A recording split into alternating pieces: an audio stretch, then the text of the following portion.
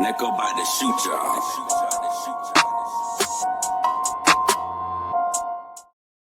My slime, it's your drill monk, bringing you the latest update, content as well as more. We start off the saga with the year 2017. Let's take it back to when the city of London was seeing the highest rates of moped and theft-related crime it's ever seen.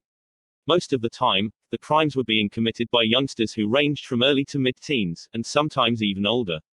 When only 3 years prior to that, the cases were nowhere near as serious. It was reported that back in 2014 the cases were barely over 1,000, which then soared close to 24,000. No one was fully safe. It was literally open season, where even civilians were getting their possessions grabbed, businesses weren't spared, and nor were vulnerable people walking whilst on their phone. This was usually both males and females, who were not aware of the surroundings. Whether the victim was on a night out, or just heading off to work, they didn't even care. The city is literally riddled with the latest CCTV cameras, but clearly they weren't alarmed. Explaining why most of the reported cases took place in broad day.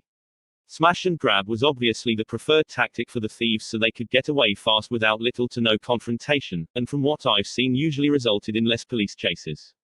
So what's changed since then? The Metropolitan Police increased measures by enforcing a law where they could basically stop these young teenagers from getting away by any means necessary.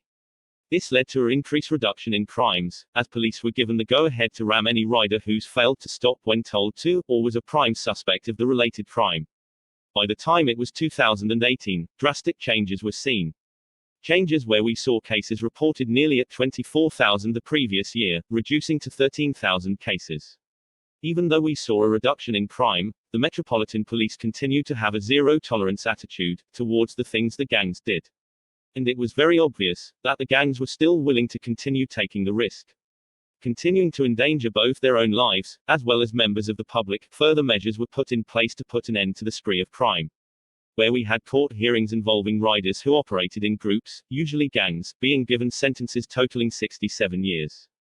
The saddest part is that most of those accused of the crimes will spend the rest of their lives stuck with their involvement in such serious activities.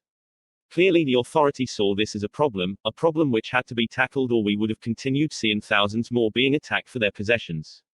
The youngsters sometimes riding in pillion, which is basically when there's two people on the bike, were even known to take off their helmets whilst attempting to get away from a chase. The reason they did this was because this would deter the officers from continuing the pursuit, as it wasn't clearly safe. But this all changed when the strict measures were introduced, helping to further bring the number of cases down to just 6,000 cases the following year, which was in 2019. I wouldn't say some of the things police did was completely safe or humane. But as we could see, this was beginning to be a problem which was beyond the control. 16 in this